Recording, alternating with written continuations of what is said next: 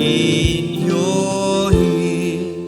And I exalt you this morning, Lord. And I exalt thee. I exalt thee. I exalt thee. Oh Lord, oh we exalt you, Lord, and I exalt thee, and I exalt thee, I exalt thee, oh Lord. We exalt you this morning. Blessed be your mighty name.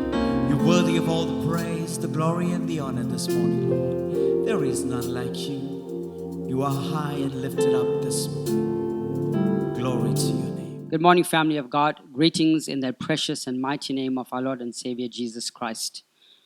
I just want to remind you to please like our Facebook, to subscribe to our YouTube channel, and to follow us on Instagram.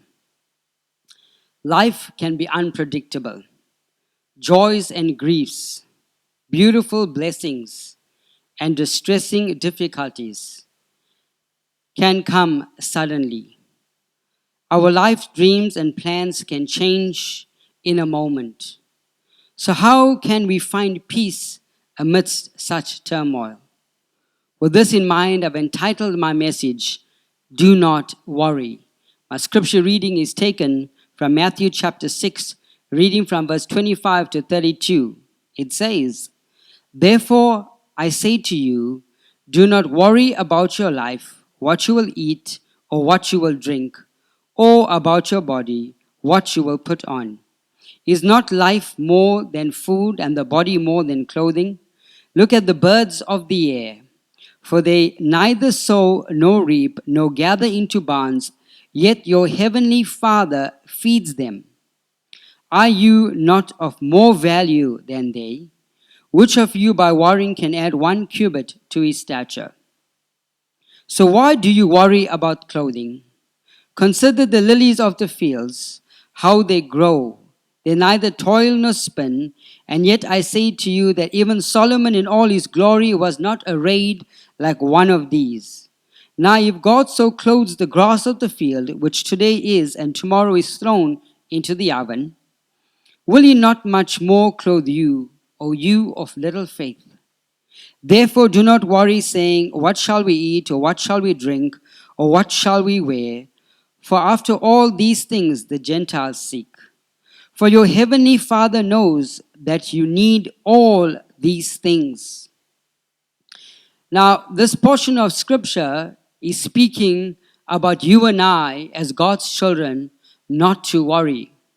The dictionary defines the word worry as the state of being anxious and troubled over actual or potential problems. The Bible also says that we should be anxious for nothing, but in all things with prayer and supplication, let our needs and our requests be known to God. Family of God, I just want to say to you this morning, according to the word in Matthew, that God is calling you and I to stop worrying, to put our trust, to put our faith, and to put our hope in Him, because He's our provider, He's our sustainer, He's our redeemer, He's our restorer, He's our great and mighty King. Not only is He a wonderful King, but He's also a compassionate, caring Father. And He will supply all our needs. And God is telling you and I this day, family, that we should not worry. So when I considered this portion of scripture regarding worry, and I said, it is not humanly possible not to worry, because every single one of us at some time or the other in our lives are worried. But what God is saying, He's saying, yes, you can be concerned about your future. You can be concerned about your marriage. You can be concerned about your children, your career, your ministry, the world, your finances. You can be concerned about all of this. But you should not worry to a point where this worry now affects you and the worry takes over your life.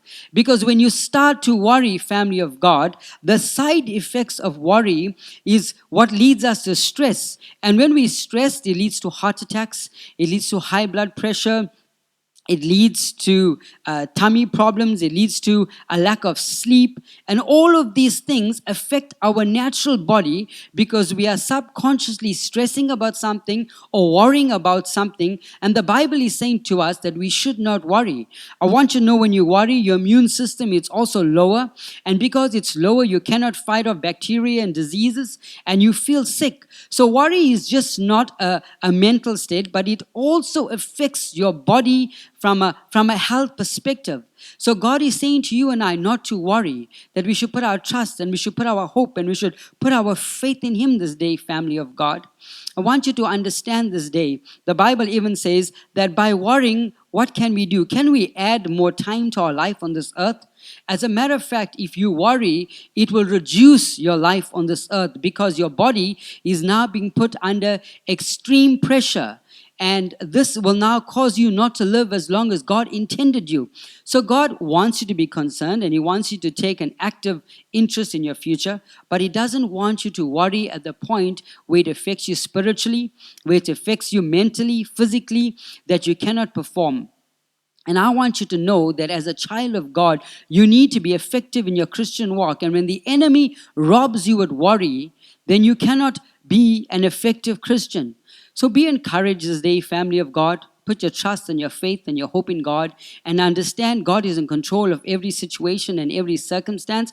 And perhaps right now when we look at the world, you're concerned that you do not have a job, you're concerned about the future, you're concerned about your children, you're concerned about the education. Perhaps you are going through a difficult time in your marriage and it's stressing you out and you're concerned about it. But in all of this, the Bible says we should take our requests to the Lord. We should make it known to Him that God will take care of us, that God will protect and provide us, that God will meet us at the point of our need. I want you to know by worrying, you cannot change anything. You know, I have philosophy when it comes to worrying.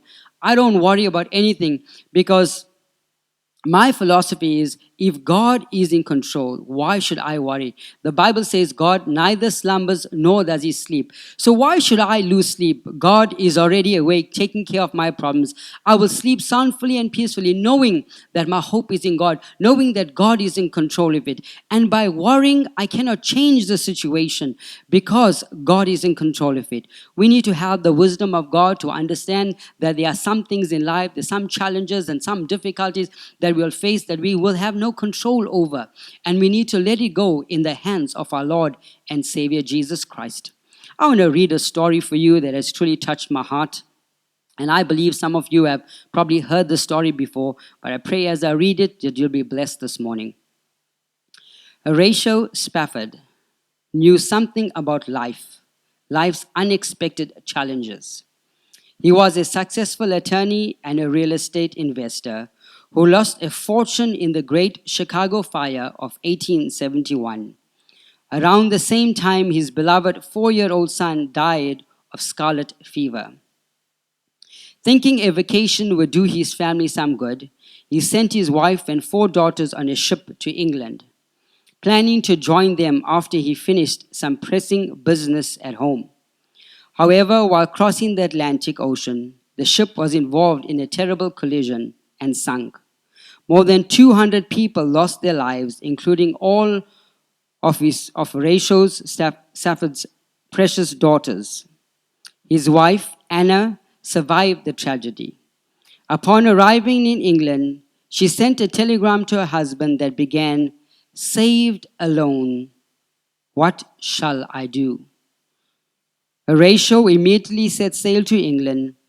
At one point during the voyage, the captain of the ship, aware of the tragedy that had struck the Spafford family, summoned Horatio to tell him that they were now passing over the spot where the shipwreck had occurred. As Horatio thought about his daughters, words of comfort and hope filled his heart and mind. He wrote them down, and they have since become a well-beloved hymn. When peace like a river attended my way, when sorrow like sea billows rolled, whatever my lot, thou hast taught me to know, it is well with my soul. Let us pray. Father, I thank you this morning. A special touch, O God, upon your children. Whatever challenges they're facing, whatever difficulties they're going through right now, let them also say, Father, it is well with my soul, knowing that you are in control of every situation and circumstance. Bless your people now, I pray, in Jesus' mighty name. Amen. Well, thank you so much. God bless you till we meet again.